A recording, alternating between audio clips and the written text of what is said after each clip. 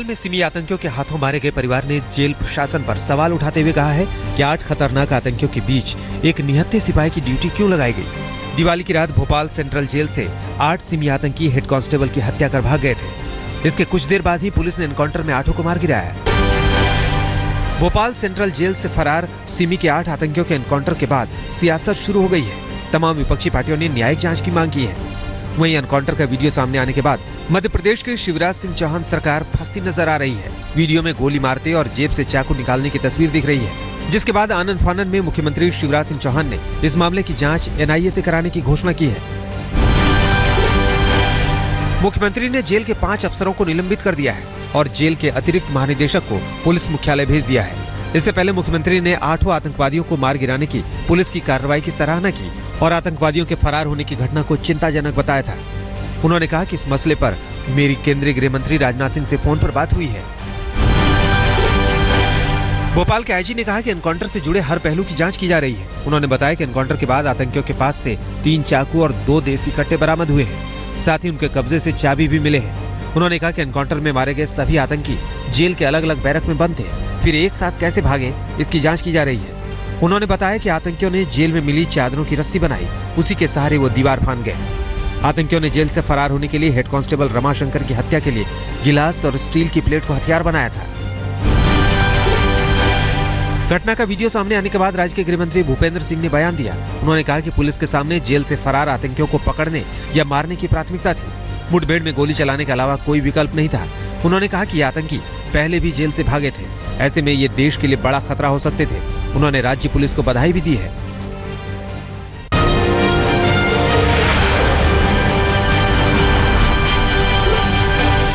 बांग्लादेश में ढाका के करीब दहशतगर्दों ने 17 मंदिरों में आग लगा दी। दिवाली के दिन करीब 200 दहशतगर्दों ने जमकर उत्पात मचाया। इस दौरान 100 से ज्यादा लोगों के घायल होने की भी खबर है। इन हमलों के बाद अल्पसंख्यक हिंदू समुदाय के लोग दहशत में हैं। उत्पात मचा रहे लोगों ने 100 हिंदुओं के घरों में लूटपाट भी की। मामला एक फेसबुक पोस्ट को लेकर भड़का।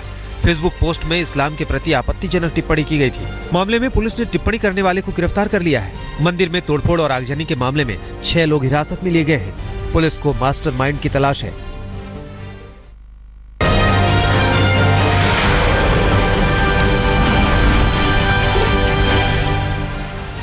दिल्ली के नरेला में प्लास्टिक के जूते चप्पल बनाने वाली 4 मंजिला फैक्ट्री में आग लग गई। आग से लाखों रुपए के सामान का नुकसान हुआ है। मौके पर पहुंची दमकल की 19 गाड़ियों से आग पर काबू पाया जा सका। कानपुर के तलवा मंडी में जूट गोदाम में आग लगने से लाखों का माल खाक हो गया। 2 मजदूर गोदाम की छत पर करीब 1 घंटे तक फंसे रहे। मौके पर पहुंचे दमकल कर्मियों ने उन्हें बचाया। मौके पर पहुंची दमकल की 10 गाड़ियों की मदद से आग पर काबू पाया जा सका। भटिंडा में पुराने टायर के गोदाम में आग लगने से अफरा तफरी मच गई। गोदाम के पास 2 घरों को भी नुकसान पहुंचा है। मौके पर पहुंची दमकल की टीम ने आग पर वक्त रहते काबू कर लिया। किसी जानमाल के नुकसान की खबर नहीं है। यूपी के मिर्जापुर में कोर्ट परिसर में अचानक लगी आग से वकीलों के कई चैम्बर खाक हो गए। छुट्टी के चलते कोर्ट बंद था, इसलिए ज्यादा नुकसान नहीं हुआ। मौके पर पहुंची दमकल की टीम ने आग पर काबू पा लिया। पश्चिम बंगाल के दार्जिलिंग में एक फर्नीचर गोदाम में आग लगने से लाखों का नुकसान हुआ है। कहा जा रहा है कि इलाके में अवैध तरीके से ये गोदाम बनाया गया था। आग की चपेट में आने से वहां खड़ी कई मोटरसाइकिल भी खाक हो गई। किसी जानमाल के नुकसान की खबर नहीं है।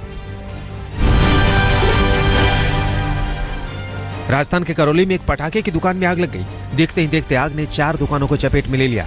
लाखों रुपए का नुकसान हुआ है। आग लगने के कारणों का अभी तक पता नहीं चल पाया है। स्थानीय लोगों ने दमकल टीम पर देर से आने का आरोप लगाया है।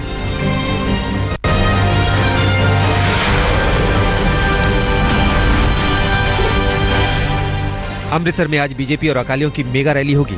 रंजीत एवेन्यू में 11 बजे होने वाली रैली में अरुण जेटली और अमित शाह शामिल होंगे। दिल्ली के सीएम अरविंद केजरीवाल मानहानि के केस में आज चंडीगढ़ कोर्ट में पेश होंगे। पंजाब के कैबिनेट मंत्री विक्रम मजीठिया ने केस किया है। भाई दूज के मौके पर दिल्ली सरकार ने बहनों को खास तोहफा दिया है।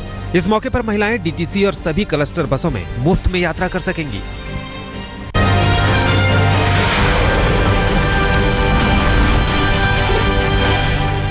हरियाणा ने अपनी स्थापना के 50 साल पूरे कर लिए।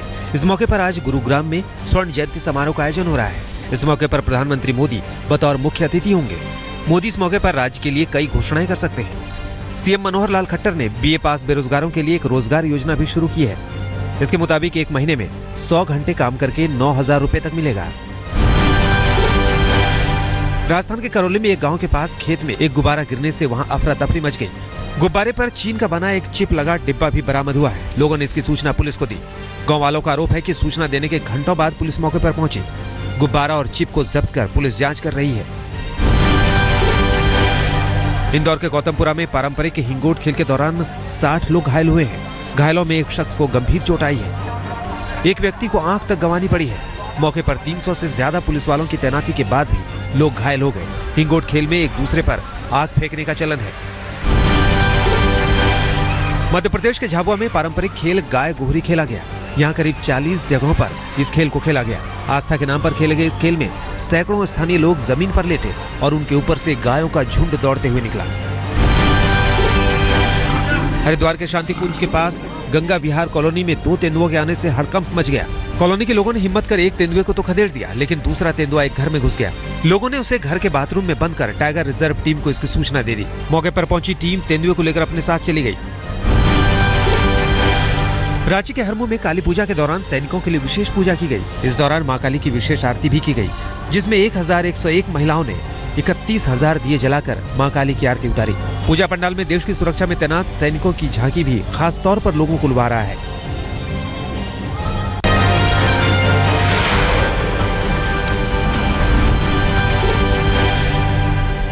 यूपी के गाजियाबाद में पति ने पत्नी को चाकू से गोद दिया। घायल पत्नी को गंभीर हालत में अस्पताल में भर्ती कराया गया है। घटना के बाद से ही आरोपी पति फरार है। 4 साल पहले ही दोनों ने प्रेम विवाह किया था। पत्नी के फोन पर बात करने से पति नाराज रहता था। पिछले कुछ दिनों से दोनों के बीच अनबन चल रही थी। गाजियाबाद के खोड़ा कॉलोनी में एक युवक की संदिग्ध हालत में मौत हो गई। 25 साल का दिनेश अपने दोस्तों के साथ दिवाली मनाने गया था। दिनेश को मैक्स अस्पताल भी ले जाया गया, जहां डॉक्टर उसे बचा न सके। दोस्तों ने घर पर फोन कर बताया था कि उसे खून की उल्टियां हुई, जिसके बाद उसे अस्पताल लाया गया। परिजनों ने दोस्तों पर उसकी हत्या का आरोप लगाया है। पुलिस उसके दोस्तों से भी पूछताछ कर रही है। हरियाणा के सोनीपत में सगे भतीजे ने चाचा, भाई और बहन की गोली मारकर हत्या कर दी। दूसरा चचेरा भाई गंभीर रूप से घायल है। आरोपी संदीप को पुलिस ने गिरफ्तार कर लिया है। संदीप के फरार साथियों को पुलिस तलाश रही है। बताया गया कि किसी बात को लेकर संदीप और उसके चाचा में बहस हुई थी। बठिंडा के पास मानसा हीरेवाला गांव में हथियारबंद गुंडों ने गांव में ताबड़तोड़ फायरिंग की। गुंडे मोटरसाइकिल और ट्रैक्टर से आए थे। गांव वालों के विरोध पर ये हमलावर हो गए और इसमें एक व्यक्ति की मौत हो गई, जबकि दूसरा घायल है। गांव वाले पुलिस पर देर से आने का आरोप लगा रहे हैं। वारदात के बाद गांव वाले गुस्से में हैं। गुस्साए गांव वालों ने प्रशासन और राज्य सरकार के खिलाफ नारेबाजी की। अभी तक किसी की गिरफ्तारी नहीं हो सकी है। अमृतसर में शराब के एक ठेके पर बदमाशों ने लूटपाट की। पूरी घटना सीसीटीवी में कैद हो चुकी है। फुटेज देखने के बाद पुलिस अभी तक किसी को गिरफ्तार नहीं कर पाई है। बताया गया कि इलाके में एक हफ्ते में ये चौथी वारदात है। यूपी के जौनपुर में रेलवे क्रॉसिंग पर बन रहे ओवरब्रिज का एक हिस्सा गिरने से 4 मजदूर घायल हो गए। गंभीर रूप से घायल 2 मजदूरों को वाराणसी भेजा गया है। पुलिस मामले की जांच कराए जाने की बात कह रही है। मुजफ्फरपुर के गायघाट इलाके में बदमाशों ने पेट्रोल पंप मैनेजर से 5,69,000 रुपए लूट लिए। सतनाम पेट्रोल पंप के मैनेजर बैंक में रुपए जमा कराने जा रहे थे। रास्ते में बाइक सवार 8 बदमाशों ने उन पर हमला कर दिया। इस दौरान मैनेजर की बाह में चाकू लगी। बदमाशों को अभी तक पकड़ा नहीं जा सका है। यूपी के फतेहपुर में पुलिस ने चोरी के शक में पकड़े गए एक शख्स को सरेआम लाठियों से पीटा। पीड़ित ने बताया कि वो काम करके घर लौट रहा था। उसी दौरान पुलिस ने उसे पकड़ लिया और फिर मारने लगे। चौकी इंचार्ज ने कहा कि पुलिस ऐसे ही किसी को नहीं पकड़ती। राजस्थान के करौली के पास एक गांव में रीछ के हमले में एक व्यक्ति घायल हो गया। घायल को अस्पताल में भर्ती कराया गया है। बताया गया कि पीड़ित खेत की रखवाली के लिए जा रहा था। रास्ते में रीछ ने उस पर पीछे से हमला कर दिया। चीख पुकार के बाद पहुंचे लोगों ने उसे बचाया और अस्पताल पहुंचाया। राजस्थान के अलवर में अज्ञात महिला के कटे हाथ पैर मिलने से हड़कंप है। महिला के सिर और धड़ की तलाश है।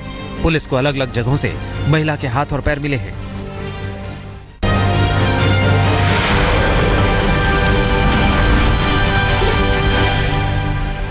जम्मू कश्मीर के बालाकोट में पाकिस्तान की फायरिंग में एक महिला की मौत हो गई, जबकि 2 घायल हैं। गोलीबारी में एक जवान शहीद हो गया। 3 जवानों के घायल होने की भी खबर है। बालाकोट के लोग पाकिस्तान की ओर से रोज की फायरिंग से तंग आ चुके हैं। उनका कहना है कि फायरिंग के चलते उनके घर और फसलें बर्बाद हो रही हैं। गांव वालों ने पीएम से पाकिस्तान के खिलाफ कड़ा रुख अपनाने की अपील की है।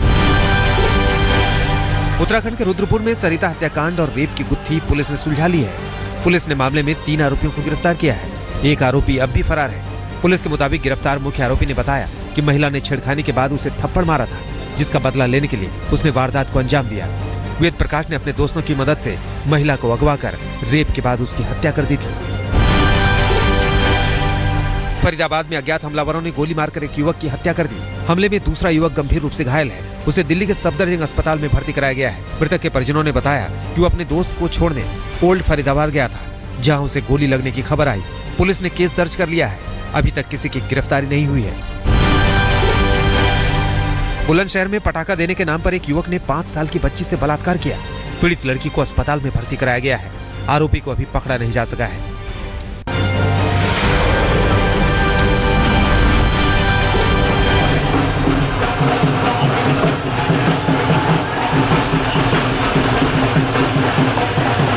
एशियन चैंपियंस ट्रॉफी पर कब्जा करके भारतीय हॉकी टीम देश लौट चुकी है। एयरपोर्ट पर टीम का जोरदार स्वागत हुआ। हॉकी के धुरंधरों ने अपनी जीत को सरहद की सुरक्षा में जुटे जवानों के नाम समर्पित किया है। भारतीय हॉकी टीम ने देशवासियों को दिवाली का तोहफा देते हुए फाइनल मुकाबले में पाकिस्तान को 3-2 से हराकर खिताब पर कब्जा किया था। भारतीय हॉकी टीम के खिलाड़ियों ने देश से मिल रहे बधाइयों पर खुशी जताई है। भारत पाक विवाद पर खिलाड़ियों ने कहा कि वो मैदान पर सिर्फ खेल को ही अहमियत देते हैं। एयरपोर्ट पर हॉकी के हीरो के स्वागत के लिए लोगों की भारी भीड़ उमड़ी।